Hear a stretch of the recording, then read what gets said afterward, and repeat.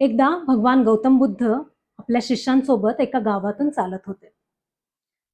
ते चालत असताना समोरून एक माणूस आला. तो बुद्धांकडे बघून रागाने काहीतरी बडबडला आणि त्यांच्याकडे बघून थुंकला आणि निघून गेला. या सगळ्यावर बुद्धांनी काहीच प्रतिक्रिया दिली नव्हती. हे बघून त्यांचा शिष्य रागावला. तो भगवान गौतम बुद्धांना म्हणाला, की तो माणूस तुमच्याकडे बघून रागात काहीतरी बोलला, थुंकला आणि तुम्ही त्याला काहीच बोलला नाही.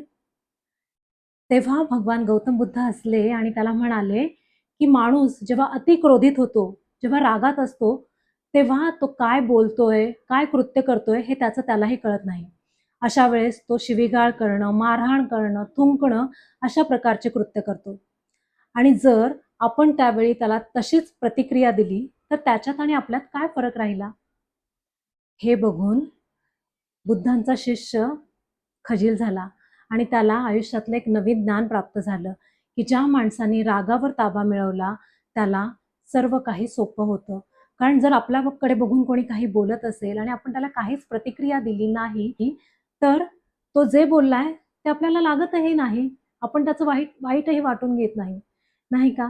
त्यामुळे रागावणाऱ्याला रागावूनच प्रतिक्रिया दिली पाहिजे असं काही नाही. आणि रागावर ज्याला ताबा मिळवता आला, त्याला खऱ्या अर्थाने बुद्ध समजला. धन्यवाद.